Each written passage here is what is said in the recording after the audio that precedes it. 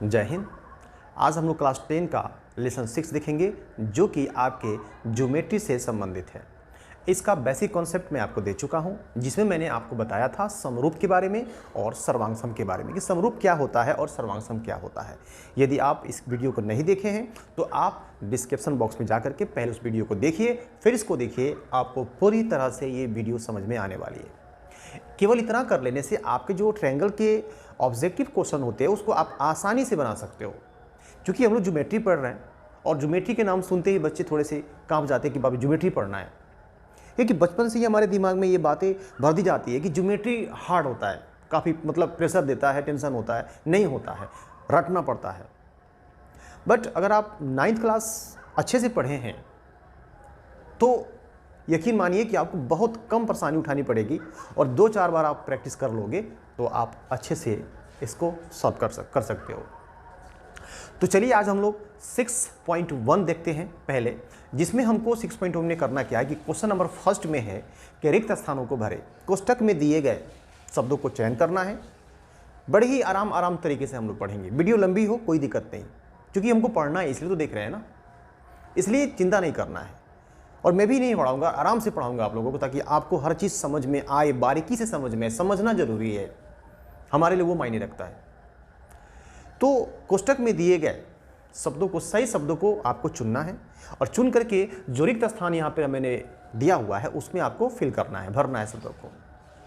तो भरने के लिए तो हम कैसे भी किसी को भर सकते हैं।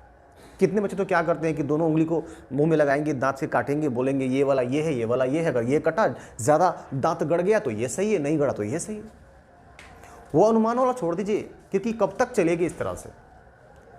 परफेक्ट बनिए, और आप तो परफेक्ट हो ही, थोड़ी सी मेहनत करोगे तो और अच्छे बन सकते हैं आप सब लोग। तो आइए इसको देखते हैं। क्वेश्चन क्या कहता है कि सभी वृत्त, यहां बात आ रही है कि सभी वृत्त, तो वृत्त एक दो तो होते नहीं है, बहुत सारे वृत्त होते हैं। जैसे मान लीजिए कि एक सर्कल हमने यहां बना रखा है और एक दूसरा सर्कल हमने यहां बनाया, ठीक है।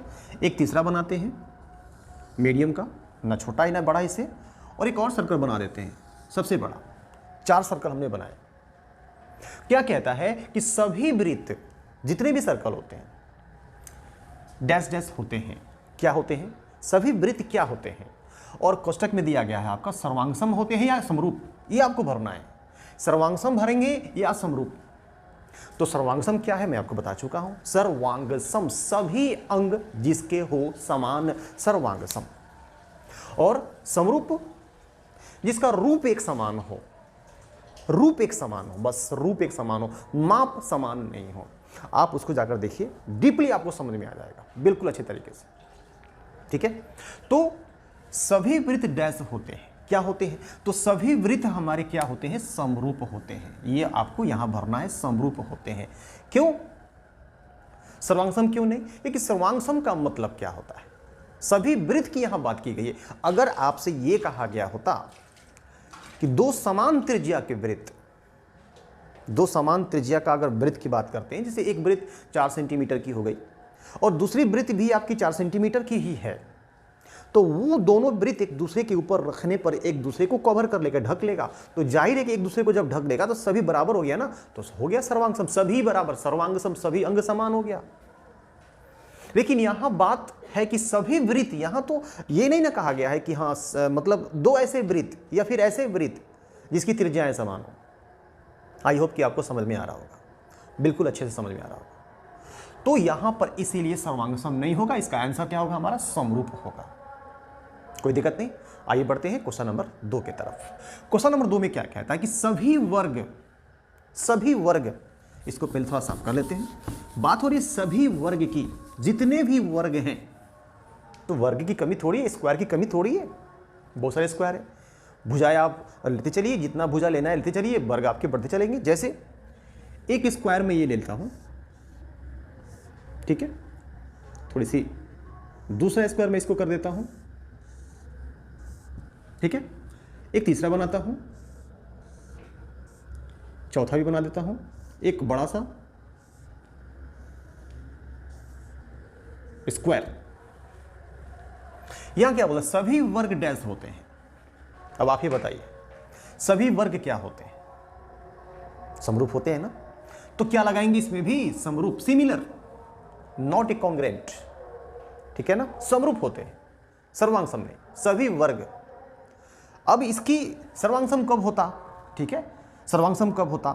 जब ये वाली भुजा हमारी 4 सेंटीमीटर की होती, ये भी आपका 4 सेंटीमीटर का होता, ये 3 का, ये 3 का, ये 5, मतलब ऐसी पूरी भुजाएं इसकी समान होती, अपने आप ये सर्वांग सम हो जाता, कोण भी बराबर हो जाते इसके, तो होता सर्वांग सम।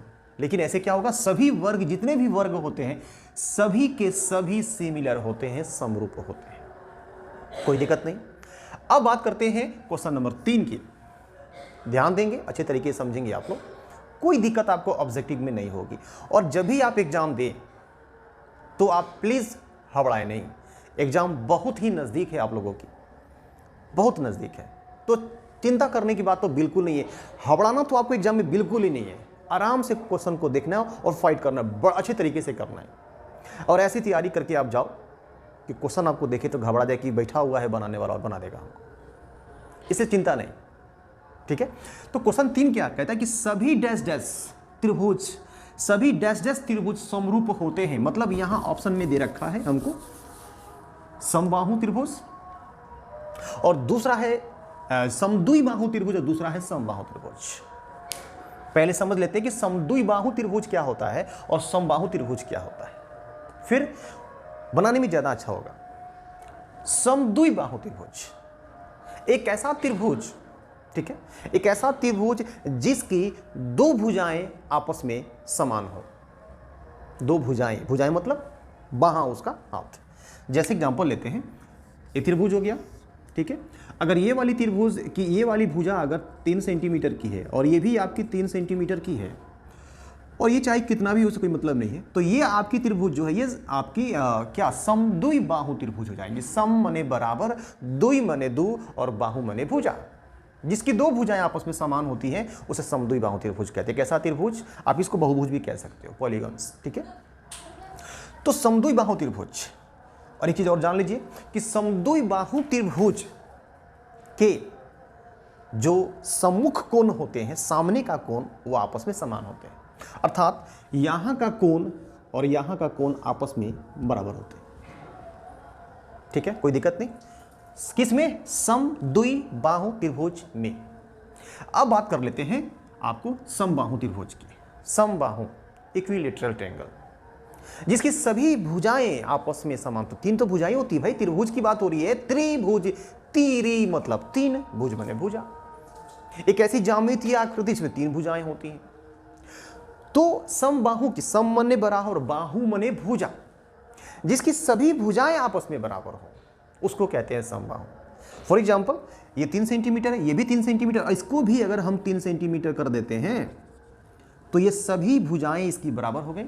तो सभी भुजाएं बराबर हो गई तो इसकी एक विशेषता भी होती है कि इसके सभी कोण भी बराबर होते हैं। अर्थात अगर ये 60 का है, ये 60 का, तो ये भी आपका क्या होगा? 60 डिग्री का ही कोण बनेगा, तीनों आपका। और वैसे भी आप 9th में पढ़े होंगे कि सिद्ध करें कि त्रिभुज के तीनों कोणों का योग 180 डिग्री होता है। 9th में यदि आपने ज्योमेट्री अच्छे से पढ़ा है तो यकीन मानिए कि आपको 10th में परेशानी नहीं होगी। बहुत सारे बच्चे सोचते हैं कि चलो 9th में पढ़ के क्या करेंगे, 10th में पढ़ लेंगे, है ना, 10th में पढ़ लेंगे ना, परीक्षा पास करना है। लेकिन अगर मतलब आप सीखने के लिए पढ़ना चाहते हो, अच्छी तरीके से पढ़ना चाहते हो, तो आपको 9th क्यों कहा गया कि 9th by labour, 10th by chance, आइए बाई लेक्चर और बीए बाई डांस। कोई टेंशन नहीं, 9th आपकी मेहनत करने वाली क्लास होती है, उसको आप अच्छा से करो। आप देखना कि हंसते खेलते आपका 10th क्लास अच्छे से निकल जाए, कोई परेशानी आपको नहीं हो, ठीक है। तो देखिए ये हो गया हमारा समद्विबाहु, दूसरा क्या हुआ? समबाहु। अब समझ में आ गया समबाहु क्या और समद्विबाहु क्या है। अब अपने सवाल पर चलते हैं।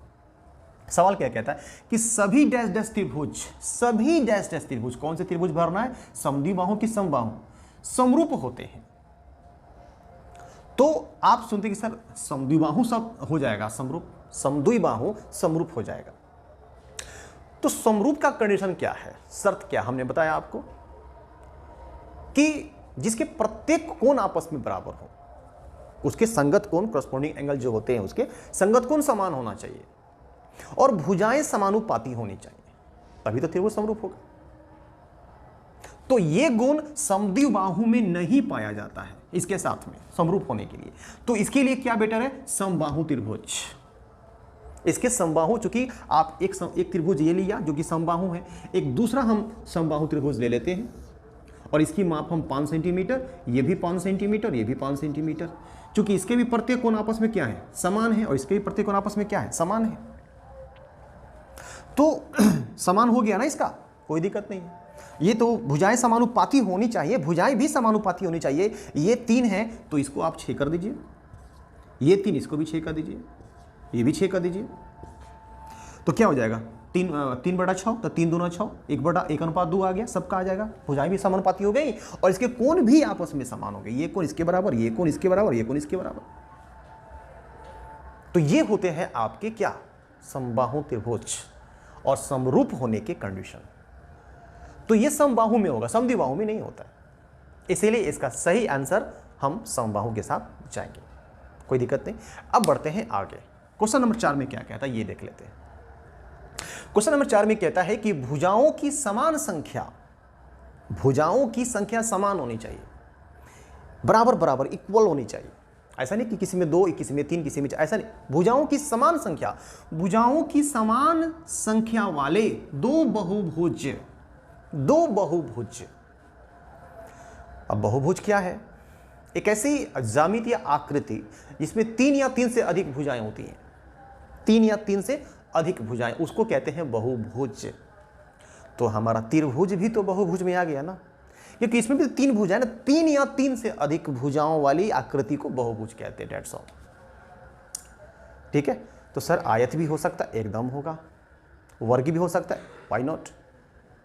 समलंब चतुर्भुज भी होगा, ठीक है, क्योंकि इसमें 3 से अधिक भुजाएं हैं, 3 या 3 से अधिक होना चाहिए। तो त्रिभुज भी हमारा क्या होता है कि वो इसमें 3 भुजाएं होती, तो ये भी बहुभुज में ही आता है। तो देखते हैं, अब भुजाओं की संख्या समान वाले, इस दोनों की भुजाएं समान है, इसमें भी 3 भुजाएं, इसमें भी 3 भुजाएं, समान संख्या वाले दो बहुभुज, दोनों बहुभुज है, समरूप होते हैं। समरूप होते हैं कब, समरूप होते हैं, और यहां दिया यदि उनके संगत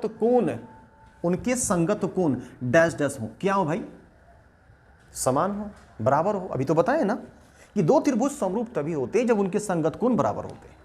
तो क्या भरेंगे, फर्स्ट में आप बराबर भरेंगे ना, इसमें क्या भर देंगे, बराबर, समान। और बाद में कहता है नंबर 2 में उनकी संगत भुजाएं डैश डैश हो। तो क्या बची है, समानुपाती। उनकी जो संगत भुजाएं हैं वो क्या होनी चाहिए, समानुपाती, समान अनुपात में होना चाहिए, बराबर अनुपात में होना चाहिए।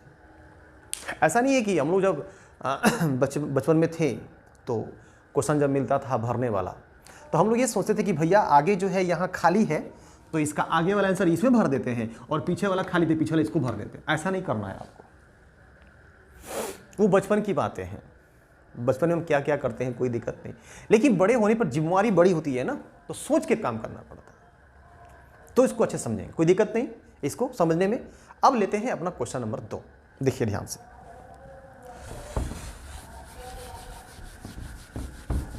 क्वेश्चन नंबर 2 क्या कहता है देख लेते हैं। क्वेश्चन 2 कहता है कि निम्नलिखित युग्मों, युग्म मतलब क्या होता है, जोड़ी में, निम्नलिखित युग्मों के 2 भिन्न भिन्न मतलब अलग अलग उदाहरण दीजिए। और पहला किसका उदाहरण हमको देना है, तो पहला एग्जाम्पल हमको देना है समरूप आकृतियां, क्या, ठीक है, समरूप आकृति की हमको देना है। आकृतियां, समरूप आकृति का एग्जाम्पल हमें देना है। दो यहां बोला ना, 2 भिन्न भिन्न उदाहरण दीजिए। फर्स्ट में है 2 क्वेश्चन पूछा गया, फर्स्ट में है समरूप आकृतियां की। तो समरूप आकृति का उदाहरण आपको देना है। क्या करेंगे आप, एक वृत्त बना दिए छोटा सा, एक बड़ा सा बना दिए। ये पहला एग्जाम्पल आपका क्लियर हो गया, समरूप हो गया ना। समरूप, रूप समान होना चाहिए, ठीक है। इसकी त्रिज्या मान लीजिए 2 सेंटीमीटर, इसकी क्या होगी 3 सेंटीमीटर होगी, ये समरूप हो गया हमारे। और 2 ट्रेंगल, अभी तो पढ़े ना आप, यहाँ पर देखिए लिखा भी है समबाहु त्रिभुज। क्या लिख देंगे यहाँ पर, बना देंगे समबाहु त्रिभुज। 2 ऐसे त्रिभुज जिसकी सभी भुजाएं आपस में क्या हो, बराबर हो। तो इसका आपका हो गया समरूप आकृतियों का एग्जाम्पल 2। और भी आप दे सकते हो, बहुत सारे दे सकते हो, कोई दिक्कत नहीं, ठीक है। दिमाग लगाइए, सोचिए और खुद से भी आप इस एग्जाम्पल को आगे बढ़ाने की कोशिश कीजिए। और इसका दूसरा क्या कहता है कि ऐसी आकृतियां, नंबर 2 में बोला है, 2 का नंबर 2 में, ऐसी आकृतियां जो समरूप नहीं हो, मतलब एक रूप का नहीं हो, एक रूप का नहीं हो। ऐसा नहीं कि समरूप नहीं हो मतलब सर्वानुसम हो, नहीं नहीं नहीं नहीं नहीं नहीं, ये काम नहीं करना है। ऐसी आकृतियां जो समरूप हो ही नहीं। तो जैसे मान लीजिए कि आपने एक सर्कल ले लिया, है ना, एक सर्कल ले लिया कोई सा भी, और एक यहां पे आपने स्क्वायर ले लिया, एक वर्ग ले लिया, ये कभी समरूप हो ही नहीं सकता। रूप में समान है ही नहीं है, यह एक रूप में समान होना चाहिए, समान रूप का होना चाहिए। समान रूप का है नहीं है। और ऐसे बहुत सारे एग्जाम्पल आप खुद से ले सकते हो, कोई दिक्कत नहीं होगी आपको। कोई समझ में आया? कोई दिक्कत नहीं है। अब चलते हैं क्वेश्चन नंबर आपने 3 की तरफ, जो आपका इसका लास्ट क्वेश्चन। और इसके बाद हम लोग अगले वीडियो में थेल्स प्रमेय पढ़ेंगे, प्रमेय 7.1, और बिल्कुल अच्छे तरीके से समझेंगे। इसी तरह से आराम से आपको पढ़ाया जाएगा और ताकि आपको समझ में आए। परंतु पूरी वीडियो आप प्लीज़ देखा कीजिए, तभी आपको समझ में आएगा कि हम क्या पढ़ें और क्या नहीं पढ़ें, समझ में आया कि नहीं आया। और प्लीज़ कमेंट भी किया कीजिए आप लोग कि आपको परेशानी है, समझ में आ रहा है कि नहीं आ रहा है। प्लीज़ आइए बढ़ते हैं आगे। अगला क्वेश्चन हमारा क्या कहता है? अगला क्वेश्चन यहां पर फिगर बना रखा इस तरह से।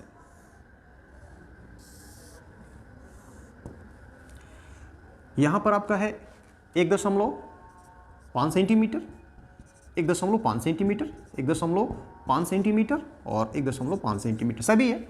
और दूसरा एक आपको बनाया स्क्वायर, एक स्क्वायर बनाया। और आप जानते हो यहां पर स्क्वायर में क्या होता है कि सभी कोण आपस में क्या होते हैं? बराबर होते हैं, ठीक है। और सभी का भुजाएं 3 सेंटीमीटर, ये भी 3 सेंटीमीटर, ये भी 3 सेंटीमीटर है, ये भी आपका 3 सेंटीमीटर और ये भी आपका 3 सेंटीमीटर, सभी 3 सेंटीमीटर। तो आप कहेंगे सर इन दोनों की आकृति पूछा क्या गया है? क्वेश्चन पहले ये देखे थे, क्या कहता है कि बताइए कि निम्नलिखित चतुर्भुज, 4 भुजा वाला चतुर्भुज समरूप है या नहीं, समरूप एक रूप का है कि नहीं। तो कितना लोग देखेगा? एक एक खानी दिख रहा है, 4 इसमें भी 4 भुजा है, इसमें भी 4 भुजा है, कहेगा हाँ सर समरूप तो है। नहीं, समरूप का कंडीशन देखिए क्या है, उसके संगत कोण बराबर होने चाहिए और भुजाएं भी समानुपाती होनी चाहिए। तो सब कहोगे सर इसकी भुजाएं समानुपाती तो है सर, 1.5 दूना 3, 1.5 दूना 3, 1.5 दूना 3, 1.5 दूना 3। इसका अगर इसका ये भुजा बटा ये भुजा करेंगे तो बराबर आएगा, ये बटा ये करेंगे तो बराबर आएगा। तो भुजाएं तो समानुपाती है, ठीक है, मैंने माना कि भुजाएं समानुपाती तो है, लेकिन बताइए क्या इसके कोण बराबर है? यहाँ 90 का कोण है, और 90 का कोण क्या होता है? जब मतलब किसी रेखा पर कोई दूसरी रेखा एकदम सीधी खड़ी हो इस तरह से, तब लंब होता है आपका। अब आप ही बताइए कि यहाँ पे लंब है, यहाँ पे ये वाली रेखा इस पर पूरी तरह खड़ी है या फिर ये खड़ी है? बताइए। यहाँ आपको अधिक कोण बन रहा है और यहाँ क्या आपका न्यून कोण बन रहा है, तो इसके संगत कोण आपस में क्या बराबर नहीं है। तो इसलिए इसको हम कह सकते हैं कि ये समरूप नहीं है। थैंक यू वीडियो देखने के लिए। चलिए मिलते हैं कल अगले वीडियो में थेल्स प्रमेय के साथ, तब तक के लिए जय हिंद।